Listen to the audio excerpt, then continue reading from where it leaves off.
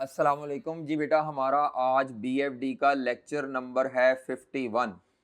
Topic जो हम पढ़ रहे हैं वो है financial risk management, FRM। FRM। अब ये जो FRM है इसका आज हमारा क्या एजेंडा है, तो सबसे पहले ये पता हो कि कल क्या किया था, उसके मुताबिक फिर हम आज अपना एजेंडा फ्रेम कर लेते हैं।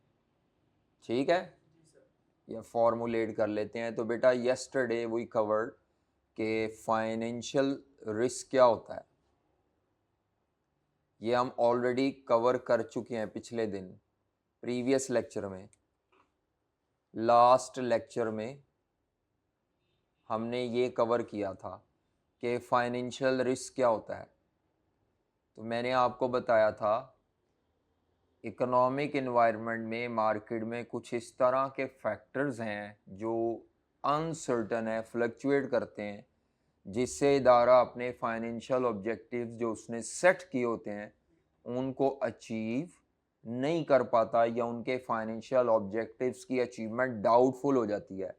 और उसकी डाउटफुल होने के पीछे कुछ ऐसे फैक्टर्स की फ्लक्चुएशन है जो उनकी अचीवमेंट को डाउटफुल बना देती है। तो फाइनेंशियल रिस्क की डेफिनेशन थी uncertainty regarding achievement of financial objectives. Financial risk की हमने कहा था कितनी टाइप्स हैं, तो हमने कहा था 3 टाइप्स हैं फाइनेंशियल रिस्क की। एक को कहते हैं क्रेडिट रिस्क। हाँ जी, हमने कहा था क्रेडिट रिस्क क्या होता है, हमारी कंपनी जिन कस्टमर्स को क्रेडिट पे सेल कर रही है, हम अपनी कस्टमर से क्रेडिट की अमाउंट टाइमली कलेक्ट नहीं कर पा रहे और वो दे नहीं पा रहे। Customers are unable to pay the amount of credit on due date. ये क्रेडिट रिस्क पड़ा था क्या होता है। फिर हमने कहा था क्रेडिट रिस्क को मैनेज कैसे करना है, यानी आप ये कि आपके कस्टमर टाइमली पैसे नहीं दे पा रहे, तो आपने इसको कैसे मैनेज करना है। तो 4 तरीके बताए थे, या 4 या 5 जो भी थे। पहला तरीका था कि सारे कस्टमर को एक जितनी लिमिट नहीं देनी, किसी को कम क्रेडिट देना है, किसी को ज़्यादा। उसके बाद कंपनी की रेगुलर जो क्लाइंट है उसकी फाइनेंशियल स्टेटमेंट को रेगुलर रिव्यू करो। थर्ड पार्टी गारंटी ले लो। चौथा, क्रेडिट की इंश्योरेंस करवा लो। क्रेडिट रिस्क के बाद जो अगला रिस्क था उसका नाम था लिक्विडिटी रिस्क। हाँ जी, लिक्विडिटी रिस्क क्या होता है, हमने कहा था लिक्विडिटी रिस्क क्या होता है कि आपका जो सप्लायर है जिसको आपने पेमेंट करनी है, आप अपने सप्लायर को टाइमली पेमेंट नहीं कर पा रहे। जो भी आपकी शॉर्ट टर्म ऑब्लिगेशंस हैं आप उनको टाइमली नहीं दे पा रहे due to shortage of the liquid cash. अब सवाल ये पैदा होता है लिक्विडिटी रिस्क को मैनेज कैसे करना है। तो मैंने कहा था इसका तरीका ये है कि आप एक तो कैश बजट बनाएं रेगुलर। दूसरा, जिस बैंक से ओवरड्राफ्ट या क्रेडिट लाइन मिल सकती है वो लें। उसके अलावा वर्किंग कैपिटल के जो एलिमेंट्स हैं, कंपोनेंट्स हैं, उनको एफिशिएंटली मैनेज करें। तीसरा रिस्क था मार्केट रिस्क। मैंने कहा था मार्केट रिस्क जो होता है वो मार्केट प्राइसेस के फ्लक्चुएट करने से होता है, मार्केट रेट्स के फ्लक्चुएट होने से होता है। और इसकी 3 शक्लें मैंने कहा था जो आपके सिलेबस में हैं। एक इसमें था कमोडिटी प्राइसेस का रिस्क। कौन सा? कमोडिटी प्राइसेस का रिस्क। दूसरा, कमोडिटी प्राइसेस का रिस्क, और इसकी मैनेजमेंट 2 तरीकों से की थी आपने, फॉरवर्ड, और दूसरा क्या था, कमोडिटी फ्यूचर्स। अच्छा जी, कमोडिटी प्राइसेस रिस्क के बाद अगला जो है, शुक्रिया, अगला कौन सा था, मैंने कहा था एक्सचेंज रेट रिस्क। कौन सा है ये, किसकी फ्लक्चुएशन से पैदा होता है, एक्सचेंज रेट की फ्लक्चुएशन से, ठीक है। और तीसरा इंटरेस्ट रेट रिस्क। ये इंटरेस्ट रेट की फ्लक्चुएशन, ये फ्लक्चुएशन ऑफ इंटरेस्ट रेट से पैदा होता है। अल्लाह अल्लाह, ये फ्लक्चुएशन ऑफ एक्सचेंज रेट से माशाल्लाह खूब खाना कराया आपका सीना तो हैं। क्या खाया है? खट्टी मीठी चीज़ खाई है। कोई ऐसे रिस्क नहीं लेते हैं आखिरी दिनों में तो ख़ास तौर पर। अल्लाह, वैसे मौसम भी चेंज हो रहा है और ये बहुत इफ़ेक्ट कर रही है, क्या नाम है, स्मोक। मास्क वगैरह पहने, मैं तो खुद आज सोच रहा हूँ बहुत ज़्यादा होगी। हाँ अचानक हुई है जी। बाइक पे आए हो? लेकिन मास्क पहने बेहतर है। गाड़ी में तो फिर भी इंसान प्रोटेक्टेड रहता है, रिक्शा में बाइक ही हो गया ना एक किस्म का, डायरेक्ट हवा पड़ती है मुँह पे। हाँ जी चले जी। ये हमने कल किया था, मैंने कहा था कमोडिटी प्राइस रिस्क का सवाल करना है। बीएफडी का विंटर 22 का क्वेश्चन नंबर 1 का ए पार्ट। आ जाए जनाब, आप लोगों ने करना है। उम्मीद तो यही है कि जो मैं कह रहा हूँ यही होगा। याद तो था मुझे लेकिन मैं गलत भी हो सकता हूँ, मुझे नहीं पता। अभी ओपन करेंगे तो पता चलेगा। मेरा ख्याल है दोनों ही हैं, दोनों ही हैं मेरा ख्याल है। ए पार्ट विंटर 22 नहीं, विंटर 22 तो नहीं है। फिर विंटर 22 नहीं होगा, फिर कोई और होगा। देख लेते हैं। विंटर 22 नहीं है तो समर 22 हो सकता है शायद। देख लेता हूँ, एक मिनट ठहर जाए। हाँ समर 22 क्वेश्चन 1 पार्ट ए करें जी। 4 नंबर का है बस, छोटा सा 4 नंबर। थ्योरी ऐसे दी हुई है क्योंकि आई कैप ACCA स्टाइल पे चला गया है, इससे लंबी कहानी है। असल सवाल बस नीचे ही है, ऊपर है में कहानी स्टोरी फिट की हुई है। तो लेकिन ये अब आपको डेफिनेटली खुद पहले करना है। आपके पास है डेटा? डेटा है, क्वेश्चन है आपके पास? नहीं है, पेपर सॉफ्ट में निकाल लो या इसकी तस्वीर ले लो, बेहतर होगा क्योंकि ये आपको यहाँ तक सवाल पढ़ना है। ये तो वो आप देख लो अगर मोबाइल पे है तो। ये कौन सी अटेम्प्ट का है? 2022 जून का। चलें इसको फ़िलहाल अभी वो रोक दीजिए प्लीज़, ये कर लें फिर मैं टैली करता हूँ 5-7 मिनट में। जल्दी करना ज़रा। हाँ जी, ये समर 22 का क्वेश्चन नंबर 1 है। कल मैंने जो आपको कमोडिटी फ्यूचर्स करवाया था ये उसकी प्रैक्टिस के लिए है। पूरा सवाल तो काफ़ी लेंथी है। फ़िलहाल अभी सिर्फ पार्ट ए करेंगे। तो रिक्वायरमेंट पे आए तो वो कहता है recommend with supporting calculations and explanation. आपने थोड़ी बहुत इंग्लिश फिक्रे लिखने होते हैं इसमें, इस टॉपिक में एक्सप्लेन करना होता है कि आप कर क्या रहे हैं। समझ आ रही है? इंग्लिश थोड़ी सी लिखनी होती है इस टॉपिक में आके। स्टेप की थोड़ी सी इलेबोरेशन वो एक एक लाइन में कर देते हैं, इतना कोई मसला नहीं है। कहता है जी सपोर्टिंग कैलकुलेशन और एक्सप्लेनेशंस करें। If CM company should proceed with hedge the sale of copper in 6 months time. ये इदारा आज से 6 माह बाद कॉपर बेचना चाह रहा है। आज से 6 माह बाद, इन 6 months टाइम का मतलब होता है आफ्टर 6 months। आज से 6 माह बाद ये कॉपर बेचना चाह रहा है। आज बेचना चाह रहे हो ना आप, तो आज कोई भी रिस्क नहीं होगा। रिस्क आता ही तब है जब आप फ्यूचर में कोई ट्रांजैक्शन करना चाहें और आपको आज से अगले 6 माह तक कॉपर की प्राइसेस फ्लक्चुएट होने का रिस्क होगा। कमोडिटी प्राइस रिस्क यही होता है कि आज सेल परचेज नहीं करनी है आपने आज से 6 माह बाद। डर आपको यह है कि यार आज और अगले 6 माह में कॉपर की प्राइस कहीं ऐसे मूव ना कर जाए कि हमें पता ही ना लगे। अनसर्टेनिटी या फ्लक्चुएशन आपके लिए टेंशन है। समझ आ रही है? तो ये सेल प्राइस का मसला है, इन्हें कॉपर की सेल प्राइस का मसला है। हमारी कंपनी अब सेलर की पोजीशन पर है। मैंने कहा था क्वेश्चन पढ़ के आपने देखना है कि आप जिस कंपनी के लिए सवाल कर रहे हैं सीएम, वो बायर की पोजीशन पर है या सेलर। तो रिक्वायरमेंट से पता चल रहा है कंपनी सेल करना चाह रही है 6 माह बाद।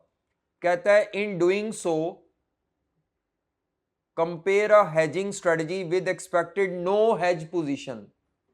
कहता है जो आप ये हेजिंग कहते हैं रिस्क मैनेजमेंट को, अगर आप रिस्क मैनेज ना करें तो भी कंपेयर करें। यानी वो कहना चाह रहा है 2 दफा सवाल हल करें। अगर कंपनी रिस्क मैनेज नहीं करती और ओपन मार्केट पे जाकर रेट पे कॉपर बेच देती है, कम है ज्यादा है जितना है, इसको बोलते हैं no hedging. No hedge position का मतलब क्या होता है? आज से 6 माह बाद आप चीज को ओपन मार्केट के रेट पे बेच देंगे irrespective of the tension fluctuation face कर ले। हेजिंग क्या होती है कि आप किसी ना किसी टूल से अपने आप को उस फ्लक्चुएशन से क्या कर लेंगे, बचा लेंगे।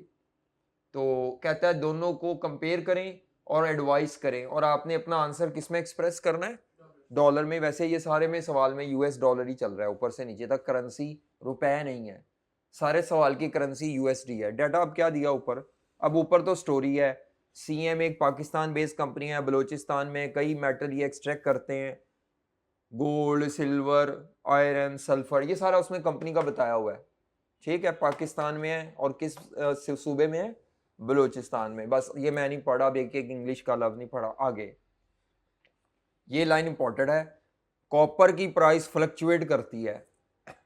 कॉपर की प्राइस क्या करती है, डिपेंड करता है उसकी सप्लाई कितनी अवेलेबल है, सब्स्टिट्यूट अवेलेबल है कि नहीं, ये बात उसने आपको बता दी। आगे यहां से सवाल शुरू हो रहा है, company is in the final stages of negotiation with A B limited. आपका एक क्लाइंट है, अर्जेंटीना का एक क्लाइंट है, आपने उसके साथ निगोशिएशन किया है। वो क्लाइंट आपसे कहता है कि मुझे 3 लाख पाउंड, यहाँ पाउंड करेंसी वाला पाउंड नहीं है, ये क्वांटिटी वाला पाउंड है, 3 लाख पाउंड कॉपर चाहिए उनको आज से कितने माह बाद, 6 माह बाद, 31 दिसंबर को। तो इसका मतलब है आज या तो 1 जुलाई होगा या शायद आज या 30 जून हो, कोई एक डेट होगी आज से 6 माह बाद। इस तारीख को आपने कॉपर बेचना है, आज नहीं बेचना। आगे क्या कहता है, और आपकी वो जो कंपनी चाह रही है कि कॉन्ट्रैक्ट प्राइस मार्केट प्राइस पे आप डिलीवर करें उसको, वो यानी मार्केट प्राइस पे लेना चाह रहे हैं आपसे दिसंबर के एंड पे। तो मरियम गफूर है कोई फाइनेंस डायरेक्टर, उसको ये बड़ी टेंशन है कि कॉपर की प्राइस गिर ना जाए जब हम बेचने जाएं। तो उसने आपको फ्यूचर कॉन्ट्रैक्ट का डाटा ये दिया हुआ है, ये लिखा हुआ फ्यूचर कॉन्ट्रैक्ट हैजिंग के लिए। तो क्या डाटा दिया हुआ है, आज ये जून, ये डाटा आज का सारा, यूएसडी पर पाउंड का मतलब जैसे एक केजी की प्राइस होती है ना, ये 1 पाउंड कॉपर की प्राइस है। ओपन मार्केट में आज कॉपर कितने का बिक रहा है, आज 4 पॉइंट इतने का सेल प्राइस है, लेकिन 6 माह बाद जब आपने उसको कॉपर देना है तो ये प्राइस हो सकती है, ये उसने एस्टिमेट करके दे दिया है। प्राइस में फ्लक्चुएशन है, बल्कि उल्टा प्राइस गिरी है। ओपन मार्केट में आपका नुकसान क्रिएट हो रहा है, चीज की सेल प्राइस गिर गई है ना, तो आपके लिए तो नुकसान है। ये आज फ्यूचर की प्राइस है, वो फ्यूचर जो दिसंबर में एक्सपायर होगा। कब एक्सपायर होगा, और ये उसकी आज की प्राइस है, ये दिसंबर की प्राइस है। तो इस प्राइस की फ्लक्चुएशन में आल्दो ये भी प्राइस गिरी है, लेकिन इससे आपका गेन क्रिएट होगा। इससे क्या क्रिएट होगा, गेन। उसके बाद एक फ्यूचर कॉन्ट्रैक्ट का साइज क्या है, हमने टोटल कितनी क्वांटिटी बेचनी थी, नंबर ऑफ कॉन्ट्रैक्ट्स निकालो कैलकुलेटर पे। 3 लाख पाउंड टोटल क्वांटिटी बेचनी हो कमोडिटी की, और एक कॉन्ट्रैक्ट फ्यूचर कॉन्ट्रैक्ट 25,000 पाउंड का है, तो कितने कॉन्ट्रैक्ट्स आते हैं, अगर पॉइंट्स में तो राउंड कर लेना, 12 एग्जैक्ट आते हैं, 12 कॉन्ट्रैक्ट। बाकी ये टिक साइज का अभी कोई इस्तेमाल नहीं है, वो मैं बताऊंगा, अभी नहीं, जब सारा चैप्टर खत्म हो जाएगा फिर बताऊंगा ये क्या होता है। मैं तो इसको बिल्कुल ही अहमियत नहीं देता, इसके बगैर भी सवाल हल हो जाता है, छोड़ें इसको। ये एक मुतबादिल तरीका है प्रॉफिट निकालने का, पता आपको होना चाहिए, क्योंकि अगर आप में से कोई भी फ्यूचर मार्केट में कल को प्रैक्टिकली जाएगा तो आपको ब्रोकर कहेगा जी आपका प्रॉफिट इतने टिक्स का हुआ है, आप उसे कहेंगे ये क्या होता है, टिक्स क्या होते हैं, तो वो फिर आप हंसेगा कि इसको पता कुछ नहीं। इसीलिए ये पता होना चाहिए कि टिक्स साइज क्या होता है, इससे प्रॉफिट की कैलकुलेशन निकालने में हेल्प मिलती है, फ्यूचर मार्केट में जो गेन आना है। फिलहाल अभी हम इसको छोड़ें, बस रिकमेंडेशन करनी है। तो रिकमेंडेशन आपने, सबसे पहले मैं क्या करूँगा, मैं सॉल्यूशन बनाऊंगा।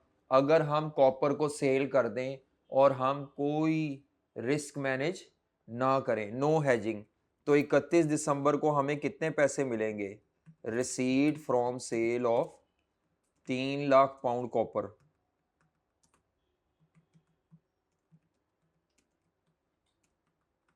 एट ऑन 31 दिसंबर,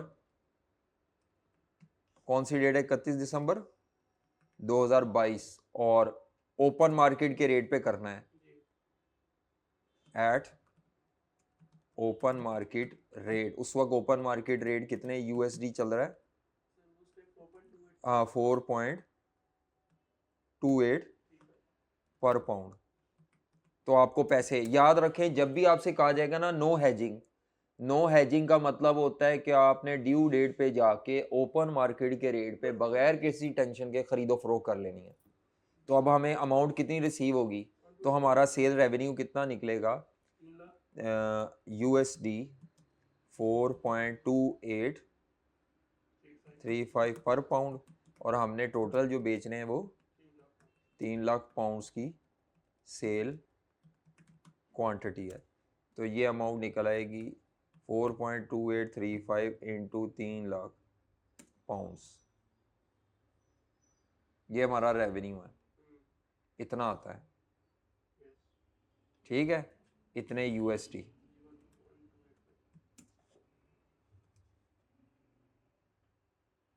अच्छा जी, अगर हम रिस्क मैनेज ना करें तो इतनी अमाउंट की हमारी रिसीट बनती है।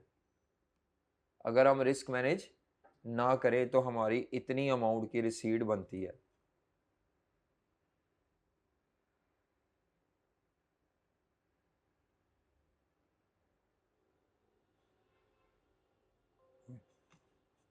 छोड़ो बहन,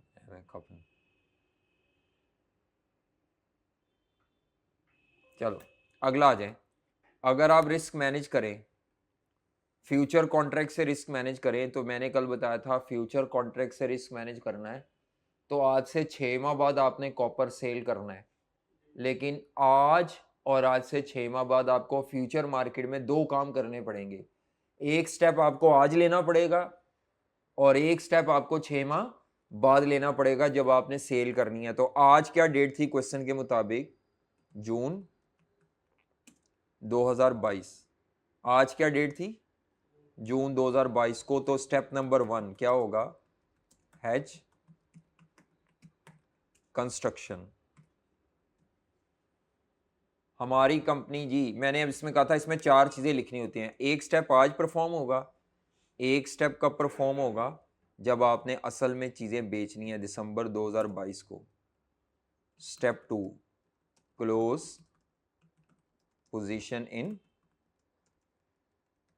फ्यूचर्स मार्केट। 4 चीजें ऊपर लिखेंगे, 4 बुलेट्स। ना लिखें बुलेट्स, एक इंग्लिश फिकरा भी लिख सकते हैं एक लाइन का, नीचे भी 4 या 5 बुलेट्स आते हैं। तो सबसे पहले मैंने कहा था आपने पोजीशन जब ओपन करनी है तो टाइप लिखनी है, फ्यूचर किस टाइप का होगा।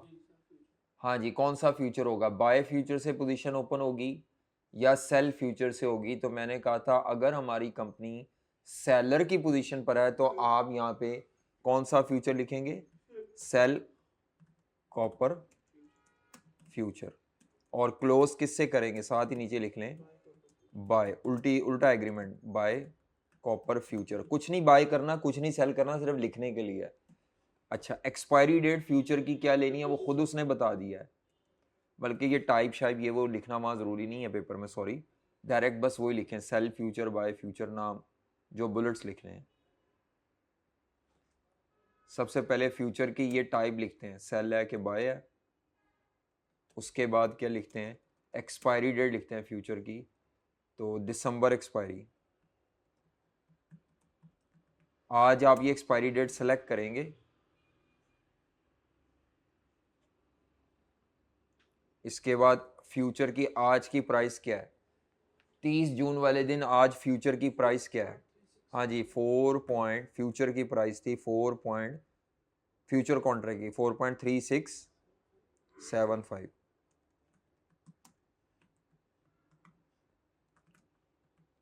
अच्छा, उस दिन की फ्यूचर की प्राइस क्या, 31 दिसंबर वाले दिन की फ्यूचर की प्राइस दी हुई है 4 पॉइंट फ्यूचर कॉन्ट्रैक्ट की, ओपन मार्केट की ना लिख दीजिएगा, 4.2845। अच्छा जी, इसके बाद होता है नंबर ऑफ कॉन्ट्रैक्ट्स। ये कैसे आएंगे, टोटल 3 लाख पाउंड हैं। हाँ जी, डिवाइडेड बाय 25,000 का एक कॉन्ट्रैक्ट है, तो 12 कॉन्ट्रैक्ट्स। ऐसे उठा के नीचे कॉपी कर लें, सेम। ये 4 चीज़ें हैं, ठीक है। अगर आप ये 4 चीज़ें लिखना नहीं चाहते तो इसके मुतबादिल सिर्फ एक फ़िक्रा लिख दें। ये वर्किंग तो लाजमी करके दिखानी पड़ेगी। एक फ़िक्रा लिख देंगे, और वो फ़िक्रा क्या लिखना है, sale 12 copper future contracts for दिसंबर expiry at a price of, बस इतनी लाइन भी लिख देंगे तो ऊपर वाले ये 4 बुलेट्स नहीं लिखने पड़ेंगे, इसमें सारे मसाले पूरे हो गए ऊपर वाले 4। मैं वैसे फिक्रे को अहमियत देता हूँ कि फिक्रा लिख दो, उसने आपने ये जो ऊपर 4 बुलेट्स में बातें लिखी हैं वो ये एक फिक्रे में कवर हो गई। नंबर आपको मिल जाने इसके, एक से ज़्यादा नंबर या 1.5 नंबर मैक्सिमम होना है स्टेप का, तो ऐसे ही आप बुलेट्स लगा लगा के सवाल फैला रहे हैं। समझ आ रही है? तो मैं कोशिश किया करूँगा कि आइंदा ऐसे फिक्रे ही लिख दूँ। तो लेकिन समझाने के लिए ज़रा बुलेट्स आसान होते हैं, समझने के लिए भी कि अच्छा 4 चीज़ें देखनी है वो। अच्छा, इसके बाद यहाँ पे क्या निकालना है? टोटल गेन या लॉस इन फ्यूचर मार्केट। हाँ जी, फ्यूचर मार्केट में गेन लॉस कैसे निकालते हैं? फ्यूचर मार्केट में गेन लॉस कैसे आता है? तो सेल फ्यूचर की प्राइस, हाँ भाई सेल फ्यूचर की प्राइस थी हमारे पास 4.3675। सेल फ्यूचर की प्राइस ये थी, ठीक है। बाय फ्यूचर की प्राइस इसमें से लेस करेंगे, बाय फ्यूचर की प्राइस जो हमने लिखी थी 4.2845, तो ये आ जाएगा गेन या लॉस जो भी आता है, गेन पर फ्यूचर कॉन्ट्रैक्ट। करें जी इसको, ये आता है यूएसडी में, ठीक है। ये गेन पर फ्यूचर कॉन्ट्रैक्ट आ जाएगा। टोटल गेन कैसे निकालते हैं? टोटल गेन कैसे आता है? हाँ जी, टोटल गेन कैसे आता है मैंने बताया था। टोटल गेन का तरीका होता है गेन पर कॉन्ट्रैक्ट जो ऊपर आया है into number of contracts into contract size. ये पेपर में फॉर्मूला नहीं लिखना, आपके लिए लिख रहा हूँ ताकि रट्टा लग जाए। असल में समझने के बाद इसमें बार बार आपको चीज़ें लिखेंगे तो याद होनी है, वैसे नहीं याद होनी। तो अब टोटल गेन हमारे पास क्या निकलता है? हमारा गेन पर कॉन्ट्रैक्ट था USD 0.083 पर पाउंड, हाँ ठीक है। और इनटू नंबर ऑफ कॉन्ट्रैक्ट क्या थे? 12। और एक कॉन्ट्रैक्ट जो था वो 25,000 पाउंड्स की क्वांटिटी के लिए था। तो अब हमारा जो आंसर निकलेगा दिस इंटू 12 इंटू 25,000, ये हमारा गेन आ गया।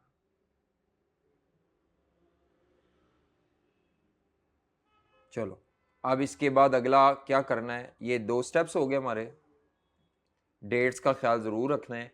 एक स्टेप आपने आज किया था, एक आपने जाके ड्यू डेट पे कर लिया जब चीज़ बेचनी है, तो आपको फ्यूचर मार्केट से गेन आ गया। अब ये गेन आपके ओपन मार्केट के नुकसान की तलाफी कर देगा। तो अब आपने नेट कैश आउटकम निकालना है। तो नेट कैश आउटकम कैसे निकलता है? तीसरा स्टेप, फ्यूचर मार्केट में आखिरी step net cash outcome. Broker जो फ्यूचर मार्केट का होता है, आपने उसको चीज़ नहीं बेचनी, चीज़ तो आपने AB कंपनी को बेचनी है। तो लिखें जी sale revenue of 3 lakh pounds from AB Argentine, जो भी नाम था उसका, क्या था?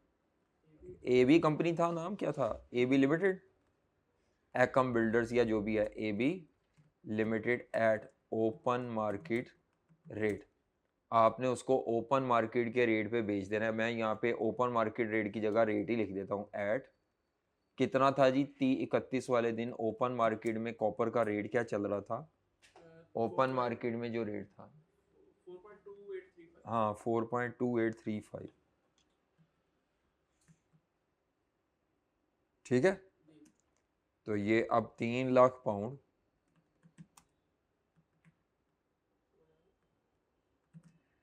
सेल प्राइस हो गई ओपन मार्केट की into 3 lakh pound. Commodity open market में ही बिकनी है। बस आपको ब्रोकर से ये हरकत व सकनात करने का फ़ायदा क्या होगा कि ब्रोकर आपको जो मार्केट में नुकसान हुआ था वो इस गेन के ज़रिए क्या हो जाएगा? रिकवर। तो ये आपकी इनकम है, ऊपर से ये गेन भी आपकी क्या है? इनकम है। ये गलत लिख दिया मैंने, हाँ 3.5 है, चेक करो। बेहतर तो था यही वाला उठा लेता ऊपर से, तभी मैंने ये पहले किया था, मेरे दिमाग में रहा नो हेजिंग पहले कर लो ना, फिर ये नीचे वाले का जवाब ऊपर से ही आ जाता है। ये भी इनकम है, ये भी इनकम है, तो टोटल सेल इनकम कितनी आ गई रिस्क मैनेजमेंट करने के बाद? ये क्या था? टोटल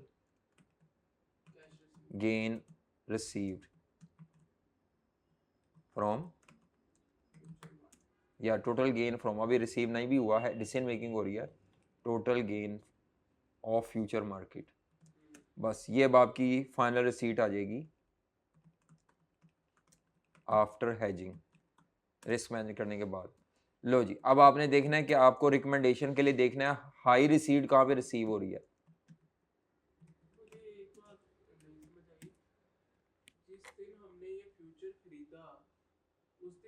खरीदा नहीं, पहले, हाँ, जिस दिन हमने कॉन्ट्रैक्ट किया उस दिन की अमाउंट को अगर इसे मल्टीप्लाई करें 3 लाख से, तो इनका टोटल रिसीट का उसका आंसर बराबर नहीं आता? नहीं, जरूरी नहीं है। किसने कहा है?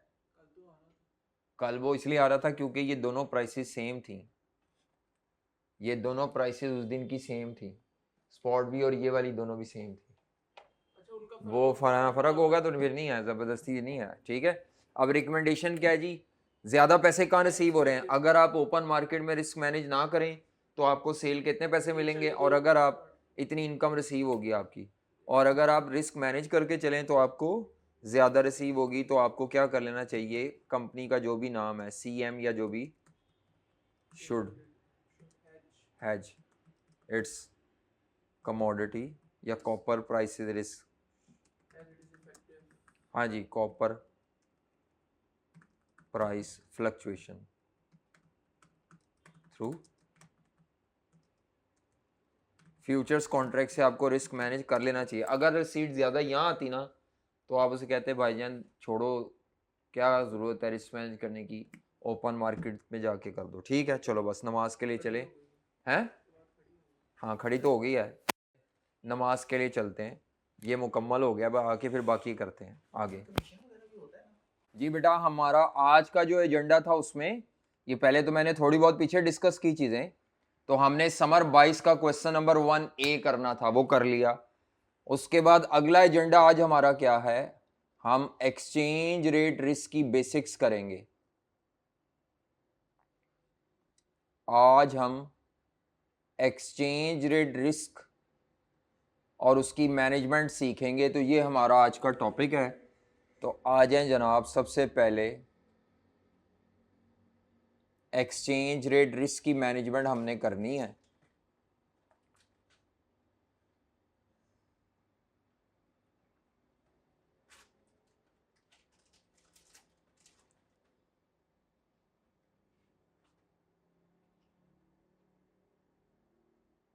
एक्सचेंज रेट रिस्क मैनेजमेंट, ये हमारा आज का एरिया। कल वाला वो सवाल जो क्वेश्चन किया हमने पहले, वो समझ लें कल के टॉपिक की ही कंप्लीशन किया है, कमोडिटी प्राइसेस का रिस्क मैनेजमेंट। आज हमने क्या पढ़ना है, एक्सचेंज रेट रिस्क मैनेजमेंट। तो सबसे पहले तो आपको ये पता हो एक्सचेंज रेट क्या होता है, ये मैंने पहले भी बताया था। असल में एक्सचेंज रेट क्या होता है, एक करेंसी को दूसरी करेंसी में कन्वर्ट करने की प्राइस होती है, ठीक है। एक्सचेंज रेट क्या होता है, price to convert one currency into another currency. Decide कौन करता है? ये इकोनॉमी में डिमांड सप्लाई से तय होती है। नहीं, कौन देता है? यानी कोई इदारा है? स्टेट बैंक उसके कंट्रोल में होते हैं रिजर्व्स, फॉरेन करेंसी के रिजर्व्स मुल्क के। तो जब आपके मुल्क के फॉरेन करेंसी के रिजर्व्स बढ़ते हैं तो फिर डिमांड सप्लाई की वजह से ये प्राइस अप एंड डाउन जाती रहती है, बस, ठीक है। तो एक्सचेंज रेट क्या है, price of one currency to convert into another currency. जैसे मिसाल के तौर पर यूएस डॉलर को पीकेआर में कन्वर्ट किया जा सकता है। पीकेआर को किस में कन्वर्ट किया जा सकता है? यूएस डॉलर में। अगर एक यूएस डॉलर 280 रुपए का है, एक यूएस डॉलर कितने का है? 280 रुपए का है, तो ये एक्सचेंज रेट है। अगर मेरे पास डॉलर होगा तो वो 280 रुपए में कन्वर्ट हो जाएगा, या 280 रुपए हो तो मैं उसके बदले क्या ले सकता हूँ? $1। अगर ये $1 280 रुपए की बजाय 290 रुपए का हो जाए तो इसका मतलब होता है डॉलर स्ट्रांग हो गया है। क्या स्ट्रांग हो गया है? और पाक रुपी वीक हो गया। ठीक है, और ये कब वीक होता है? जब आपके मुल्क की इंपोर्ट्स ज़्यादा हो, एक्सपोर्ट्स कम हो, आपने फॉरेन करेंसी की पेमेंट कर देनी और आपकी पॉकेट से वो डॉलर की करेंसी क्या होती जा रही है? कम होती जा रही है। तो असल में ये आपकी मुल्क की इंपोर्ट, एक्सपोर्ट, फॉरेन करेंसी की डिमांड, मल्टीपल इकोनॉमिक फैक्टर हैं जो इसकी फ्लक्चुएशन में असरअंदाज होते हैं। मनी चेंजर्स की, बैंकों की सट्टेबाजी, ये सब मिला के होल्डिंग ऑफ सम, कुछ लोग होल्ड कर लेते हैं डॉलर अपने घर में, जिस वजह से आर्टिफिशियल शॉर्टेज क्रिएट हो जाती है। ये बड़े मसाइल है। तो ये एक्चुअली डिपेंड करता है कि आपके मुल्क में एक्सचेंज रेट का सिस्टम कौन सा चल रहा है। एक होता है फ्री फ्लोट सिस्टम। कौन सा? वो फ्री फ्लोट में डिमांड सप्लाई है। एक होता है फिक्स्ड एक्सचेंज रेट सिस्टम, जिसमें गवर्नमेंट कहती है जी डॉलर का रेट 200 रुपये ही होगा, ना ऊपर जाना है ना नीचे जाना है। 3 साल बाद, 2 साल बाद गवर्नमेंट खुद ही रिवाइज कर लेती है। फिर एक होता है manage float, government back and पर उसको मैनेज कर रही होती है। ठीक है, जिसको डर्टी फ्लोट भी कहते हैं। तो पाकिस्तान में कई दौर में मैनेज फ्लोट चलता रहा है, मैनेज करके चलाते रहे हैं इसको। अभी भी शायद मैनेज हो रहा हो, मानते नहीं लेकिन। जी सर, ये इसका एक्सपोर्टर को तो फायदा होगा ना, 290 वाला? हाँ, एक्सपोर्टर को फायदा होगा। अच्छा जी, एक्सचेंज रेट क्या है? दो करेंसीज को आपस में एक दूसरे में के कन्वर्ट, लोकल को फॉरेन या फॉरेन को लोकल, जिसमें भी करना है, एक करेंसी को दूसरे में या दूसरे को पहले में कन्वर्ट करने की जो प्राइस है, इस प्राइस को क्या बोलते हैं? Exchange rate. अच्छा जी, उसके बाद जो ये एक्सचेंज रेट है, इसको एक्सप्रेस करने के, कोट करने के, लिखने के, प्रिंट करने के, पब्लिश करने के, मैंने कहा था 2 तरीके होते हैं। कोटेशन ऑफ एक्सचेंज रेट,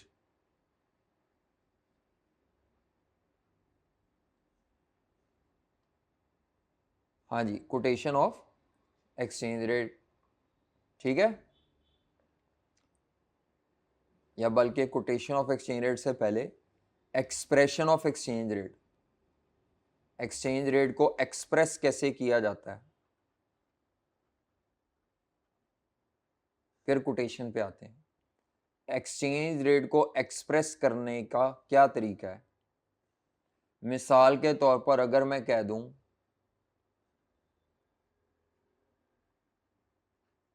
एक यूएसडी 280 रुपए का है। ठीक है, एक यूएसडी कितने का है? 280 रुपए का है। ये एक तरीका एक्सप्रेस करने का। इसी चीज को ऐसे भी एक्सप्रेस किया जा सकता है, एक यूएसडी 280 पीकेआर का है। सेम एक ही चीज को दो तरह से लिखा हुआ है, दोनों तरीके ठीक हैं। इसी चीज को ऐसे भी लिखा जा सकता है, एक्सप्रेशन है ना, जैसे मर्जी एक्सप्रेस कर लो, ऐसे भी लिखा जा सकता है। पीकेआर 280 पर, उसके साथ 1 लिखना जरूरी, पर का मतलब ही 1 है। इसको ऐसे भी लिखा जा सकता है, पीकेआर पर यूएसडी इक्वल टू, इसमें ये जो 280 है, ये जो पहले लिखी हुई है पीकेआर, ये उसके लिए है, जो भी है करेंसी, लोकल है फॉरेन है मुझे नहीं पता, लेकिन ये चारों एक ही चीज की प्रेजेंटेशन है। अच्छा, ये ऐसे भी लिखा जा सकता है,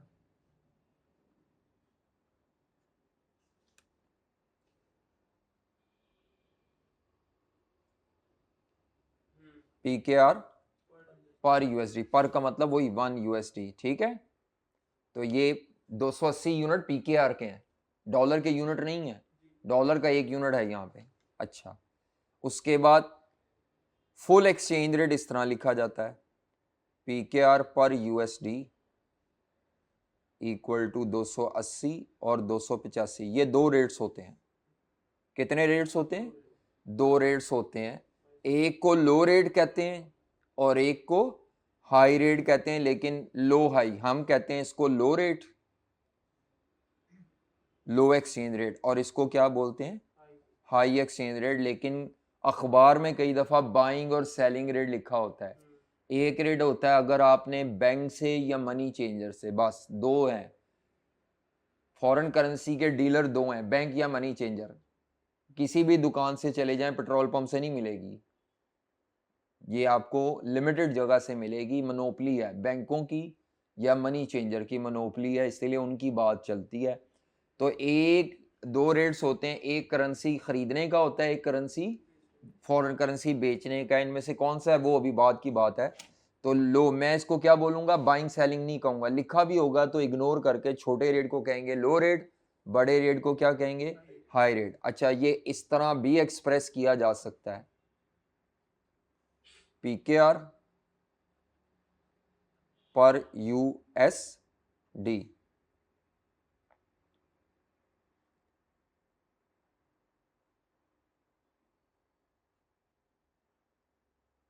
ये PKR पर USD स्लैश डाल। अब इसका मतलब क्या है? 282.5 है, इसमें अगर 2.5 माइनस करेंगे तो लो रेट बन जाएगा।